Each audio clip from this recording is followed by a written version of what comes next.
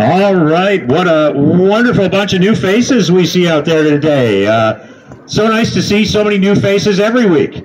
If everybody wouldn't mind just turning towards your neighbor and shaking their hand and say, hi, how are you today?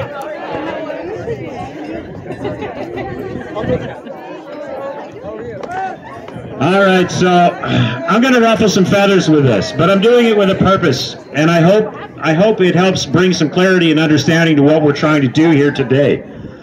So welcome, freedom fighters. This liberty-minded crowd will change the world. Are you with me? Yeah! Spectacular things have been happening. I know it looks grim out on the streets, but our message is meeting the people where they are at. The Angry Albertan Facebook page has reached 407,000 people in the last 28 days. This is up 512% from the previous month alone. Just the live stream and clips from last week's rally have been viewed by over 33,000 people. This is thanks to you. This is thanks to the people that stood here and supported our speakers. The message is going out. Last week we had occupational health and safety consultant Chris Schaefer speak. I posted the clip on YouTube and within hours it was banned. I then had Chris on the Angry Albertan podcast. That video was shared almost 1,000 times as of today. It has been viewed 14,000 times. Because of that podcast, Chris was asked to speak on the Laura Lynn Show. He's been interviewed by Rebel News. It will air this Monday or Tuesday. This is awesome.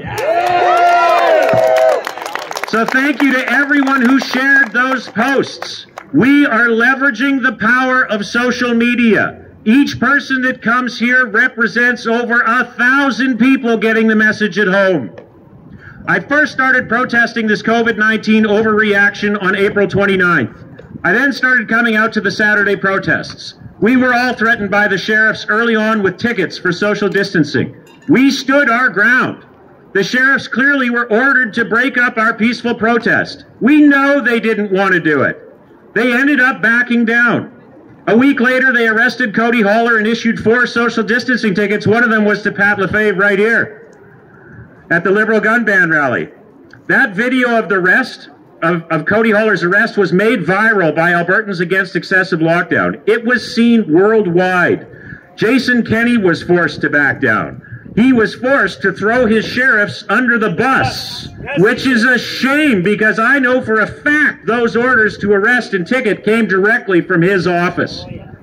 We know the sheriffs support the right to peaceful assembly. They know what the rights of Canadians are. Our police are more educated on the rights of the citizenry than most of the citizens are. They know that they are here to protect us. That was their oath. These early protests were unfocused. People were spending 40 minutes on gun rights and birth certificates. When Anthony and I started organizing things, we knew that had to change. We needed to focus on the issues that bring all of us together. This COVID-19 overreach is that issue. I love my country, and I love my province. And I lost my place. The system is not the problem. The people are the problem. The people have been asleep. They have not been paying attention, and everyone expects somebody else to fix it. We can fix this together. We do not need a new country. We do not need some messiah to put our birth certificates in lowercase letters. I will not be associated with treason. These are the issues that are dividing our movement into competing factions. None of these solutions will help us in the short term. If this COVID insanity continues, we will be much more concerned about survival than rebuilding our system of government. When this group was united fighting these COVID-19 measures, we accomplished great things. We liberated the legislature grounds. You are standing in the most free part of the country right here because of the pressure we applied.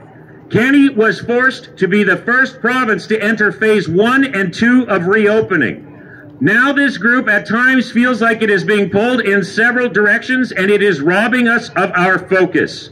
If we can stick to the problem and get the people to recognize the problem, then we can begin to look at the solutions.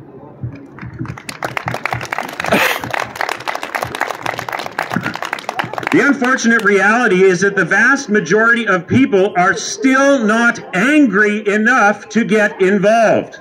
If we can't wake up our friends and neighbors to the reality of this tyranny, nothing else matters. I took a break from protesting this summer to spend time with my family. When I returned, the protests had returned to just the way they had started back in March. No focus, no common goal. The speeches had gone from fighting for liberty to septic tanks, water cisterns, and birth certificates in capital letters. These are distractions, and these distractions are drawing energy from the fight against the real elephant in the room. The tyranny is in our faces now. This tyranny is what we have come together to stand against. Is our system perfect? No, but it is all we have right now. The system that we have is designed for you to be a part of it. When the politicians realize that they will all be unemployed and unemployable thanks to their actions, things will change. This means that we all must come together against government tyranny. We must be civilly disobedient. We must go shopping without a mask. We must quit sending our children into forced indoctrination centers, also known as schools. We must not allow our children to be poisoned multiple times a day with toxic chemicals. Our children should be allowed to breathe oxygen freely.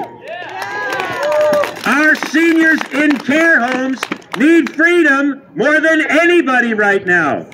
How does all this common law stuff help them? How does it help our students?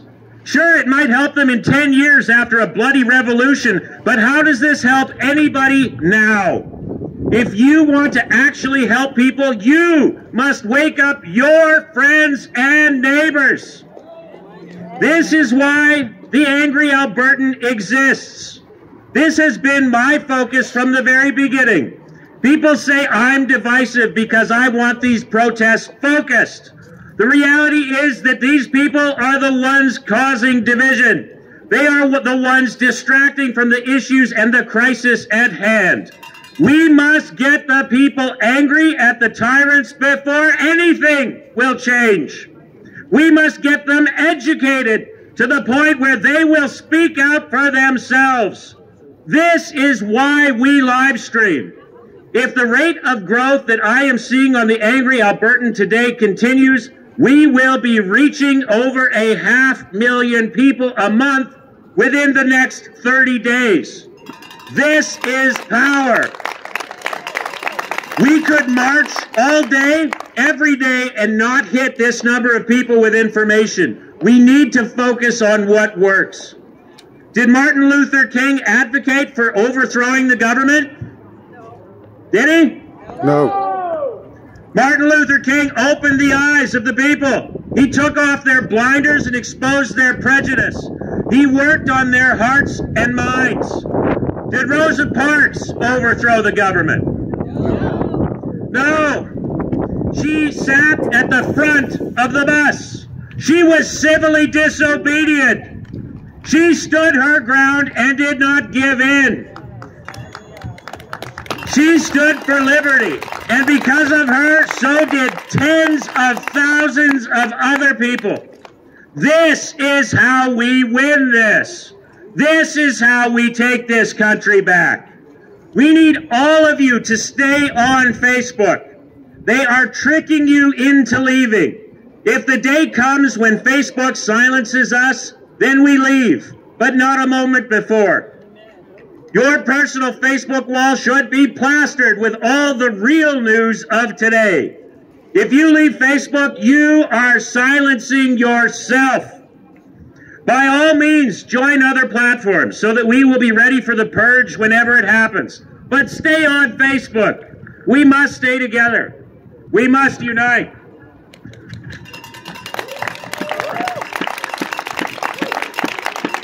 This cause is so much bigger than any one of us. The last thing I ever wanted to be was the Angry Albertan. I am not out here for myself. I'm out here for all of you. We need to bring light on the suffering of the people. We need to bring to light the destruction that our government is wreaking upon our fragile society. The people are not getting this from the news, but they are getting it from this protest and the Angry Albertan Facebook page. We are the media. We are the news. We are the people, and we are angry. Together, we will stop this insanity. Together, we will open the eyes of the people. Together, we will bring our politicians back to reality. We are the voice of compassion. We are the voice of reason. We have the moral high ground. Let's keep it that way.